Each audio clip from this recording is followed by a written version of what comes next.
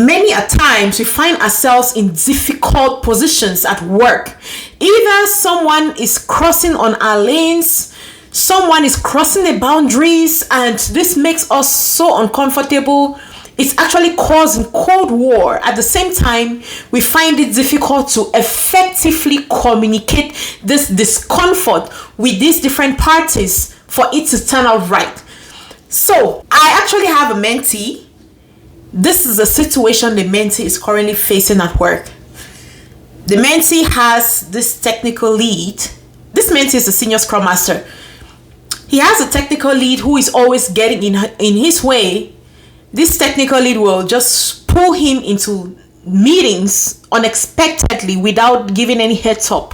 This mentee would typically jump into whatever the senior Scrum Master is discussing during a meeting. Speaking about his role, he will typically jump into the conversation and, watering down the value of a Scrum Master or the job of a Scrum Master. And we all know that's not comfortable. For example, he will say things like, well, the only thing a Scrum Master does is just facilitating meetings. He would expect you to learn coding, and so that you can be helping out the team more. This person will just jump in and give their opinion unsolicited. These are just some of the examples of the kind of things that makes us uncomfortable at work, working in a team. So how do we effectively set clear expectations and set boundaries without dealing with an awkward situation or without losing our jobs? How do we do that? So in today's video, I'm going to be addressing those things with real life examples, step by step, and by the end of this video, you should be able to understand how to apply emotional intelligence when needed, so that they see you as the leader that you truly are, and you are able to set your grounds and set your expectations at the same time. So please stay tuned and watch till the very end, step by step. I actually have a very, very important announcement to make, and that will be coming towards the end of this video. So it's very important you stay tuned and watch right to the very end.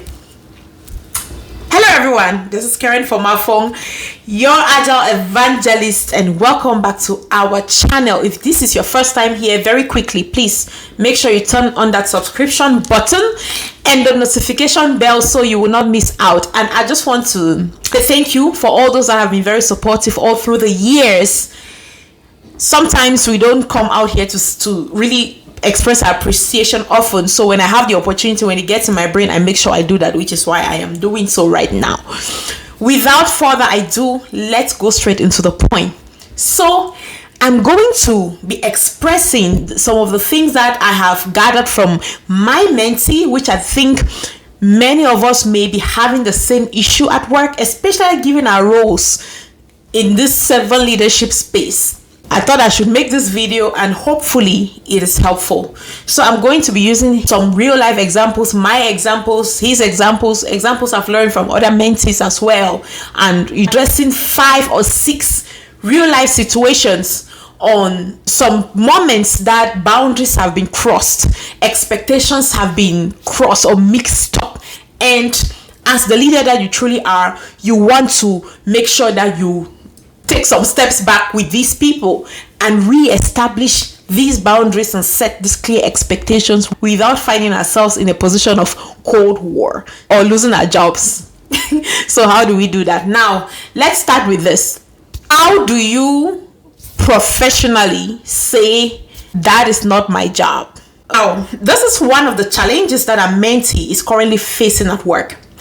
So he has this technical lead who will just jump into his email with a notification asking him to go conduct cloud migration for some data. He has already created the ticket for him and dropped on the Azure DevOps board. We all know that cloud migration is not a typical role of an Agile practitioner, say a Scrum Master or an Agile coach. So how do you professionally say that this is not your job? The way I would suggest you say that this is not my job professionally is to say something like, oh, I appreciate you for bringing this to my attention. While I am primarily responsible for coaching training, mentoring, and helping teams facilitate some meetings, I suggest you reach out to Clara. He is better equipped to assist you with something like this. That is to say, if you have an idea of who is positioned to do that job.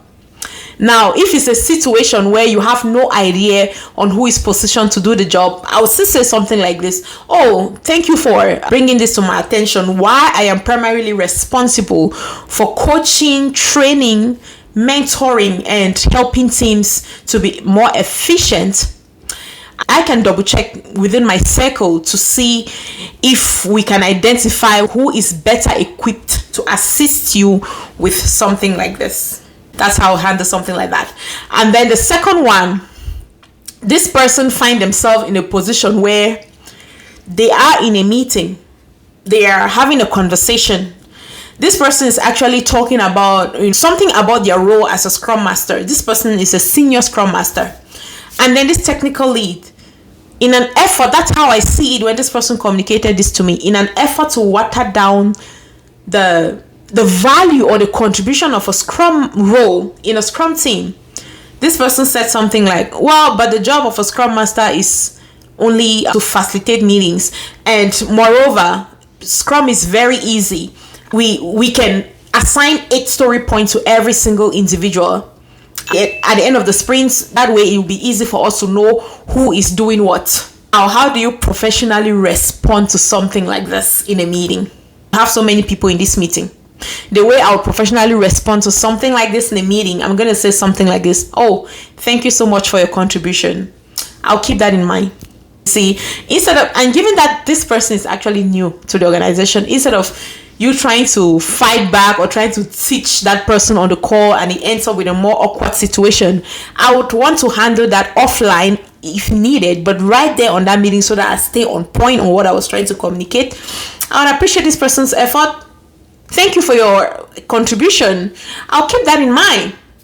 That's it. All right. Now, another situation is I have another mentee, which from time to time, their engineering manager would just show up in their meetings, say a daily Scrum, sprint planning, sprint review, sprint retrospective, without any further note, without any heads up, and just hijack the meeting and start facilitating these meetings. So now the question is, how do you professionally say, stay in your lane? How do you do that? I know it sounds awkward, but there are sometimes we need to be able to address this really, rather than going back home and feeling very stressed and frustrated because of these things that constantly happen. Because if someone keep jumping in your lane, it will look like you're not competent enough. Meanwhile, you know your stuff, or even if you're not competent enough, people should be able to respect themselves at work, respect other people's skills, respect other people's competencies, just respect our differences. So how do you professionally say, stay in your lane? So the way I would professionally say, stay in your lane, I would say something like, oh, I really value your support and your contribution today. I also believe that if we all focus on our respective areas of strength, we would achieve a more effective outcome. All right, this is one other situation. I actually do have another mentee, and this is a situation she is facing. She has this product owner who usually pulls her into meetings unexpectedly and put her on the spot. We all know that is not the best way to go about things, especially if we need to be supportive of each other and we want to make sure that we're using our time valuable and achieve the best meeting outcomes. Putting people on the spot or pulling them into meetings unexpectedly or unplanned is not the best way to go. So this product owner has done this 3 times already. So and this person is uncomfortable with it, which is why this mentee brought it to me and shared this with me. So again, this person was clearly telling me that they don't appreciate the product owner pulling them into unplanned meetings and putting them on the spot. This person actually said that to the PO. And the PO said, oh, that's fine. But the very next minute, the PO went and reported this person to the person's manager. We all know how these things work. And mind you, this person is still they're still doing their probation. They are not even up to 3 months into the job. They're still doing their probation. And this product owner has been there for over 6 years. You see. So how should this person have professionally addressed this situation? So this is what I said this person should have said, in addition to all the other things I said to this person, which I'm not going to be sharing that here. I suggested to this person that instead of saying, I don't appreciate you pulling me into unplanned meetings and putting me on the spot. I mean, this job sometimes really is not always that easy, but we thank God. We thank God for grace, and we thank God for great, extraordinary patience that He has placed in our hearts to do this, to do this work. So I just thought about the whole thing, and it still sounds funny to me. So again, back to the point. So I actually said to this person, instead of addressing like that, I would rather address it this way, or structure my conversation this way. Oh, I appreciate you bringing me into this conversation. I am most effective when I'm able to take out time and prepare in advance for any meeting. So in the future, I would appreciate if you'd give me a heads up on what's going on so that I can prepare to be my best during these meetings. That's how I have addressed the situation. So how many have we addressed already? Now, last but not the least, think about it. I know most of us may have experienced this. This is my own personal situation. Do you usually experience this situation where let's say we're on Fridays already, and your work hours is 8 to 5 p.m. or 9 to 5 p.m. And then you have this person that has this habit of just jumping into your inbox and say something like, "Hi Karen, I'm on a call. Can you join me on the call?"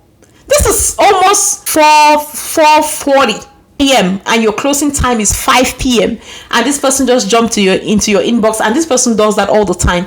That's just one scenario. Another common scenario is this person will just kind of text me and ask me to come help them set up their reports in their Jira board, and they're telling me that they need it urgently, like by the end of today.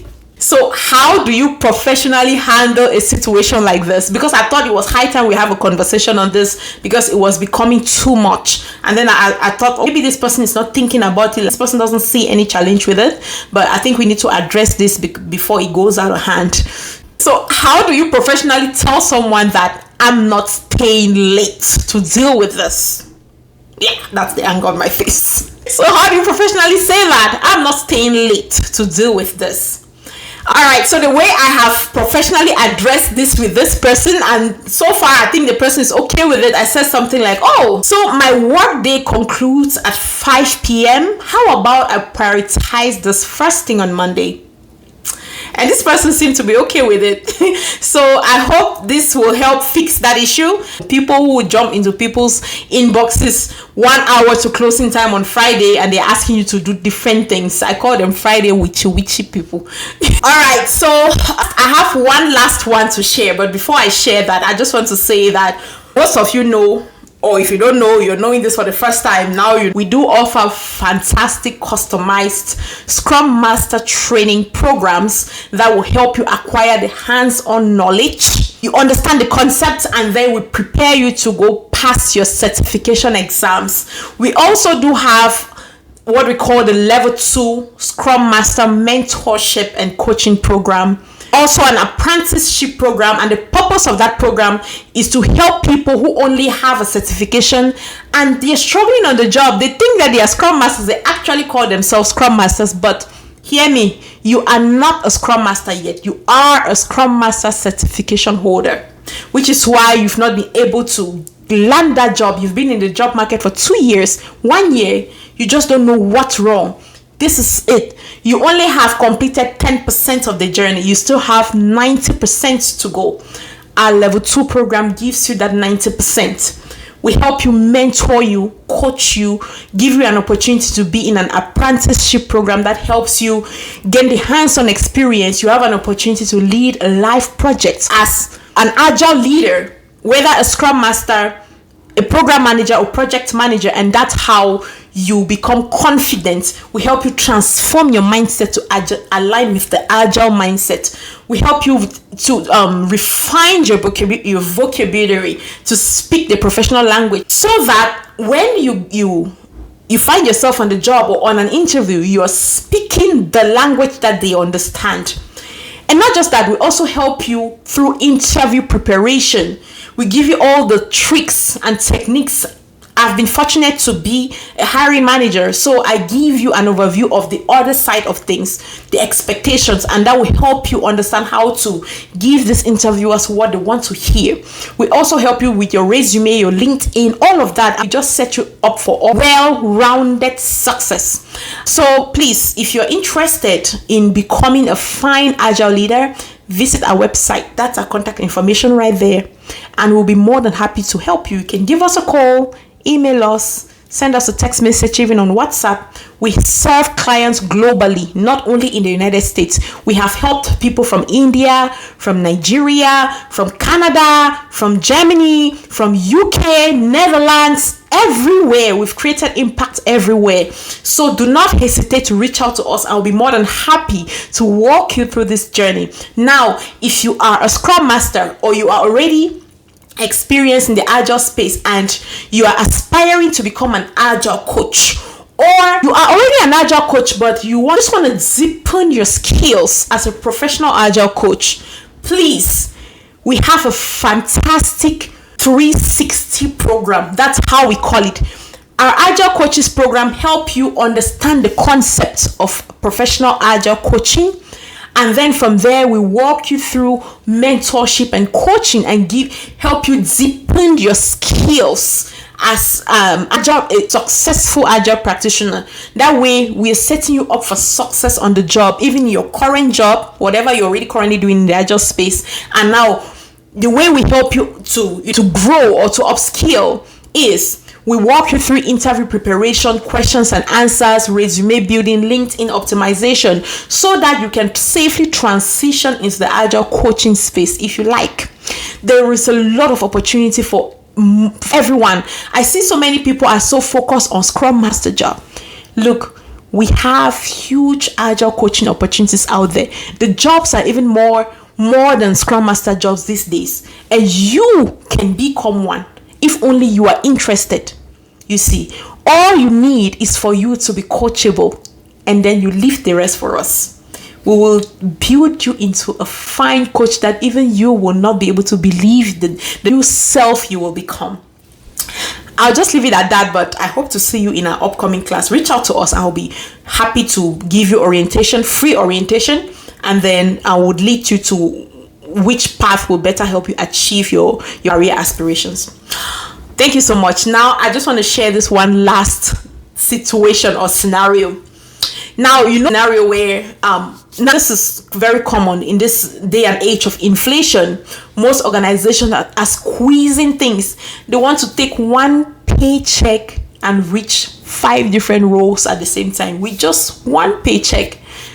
Let's focus on the role of a Scrum Master. Now, you would mostly see jobs on LinkedIn. The title of these jobs are Scrum Master / Product Owner / Delivery Manager / all of these things. The people that are already on the job, companies, the ones that they are squeezing things. They want to save money. They are cutting down on budgets. The inflation, that's really the reality. So now they are restructuring the organizations and they are expecting Scrum Masters to be doing way more than just what a standard Scrum Master would do. So they're expecting you to do other things like as the role of a project manager, do the job of a business analyst and all these things. And then one day, I'm just keep pulling you into different things without having a conversation or setting clear expectation or nothing around that. How do you handle the situation that is currently ongoing? How do you handle this situation? So the way I would suggest to address situation like this, if that's what you're currently facing in our work, and by the way, this is an opportunity for you to learn other skills. That is if it aligns with your career aspirations, right? So, but how do you professionally address this and set that clear expectations? So I would say something like this. Oh, thank you for the restructuring update. This is really helpful to know. I'm happy to take on more responsibilities that aligns with my skill set, my expertise, and my career aspirations. Can you discuss on the specificities of the task and how we can plan for a smooth transition that would better position myself and the team up for success? Yeah, that would address it. So hey everyone, this is the end of the video. I hope this was helpful. Let me know what you think. I'll be happy to hear your thoughts on some of the situations or scenarios you faced in your own environments and how you were able to address it. Let's keep getting better. Let's keep in this career space, and let's keep thriving. See you in the next video. Bye bye.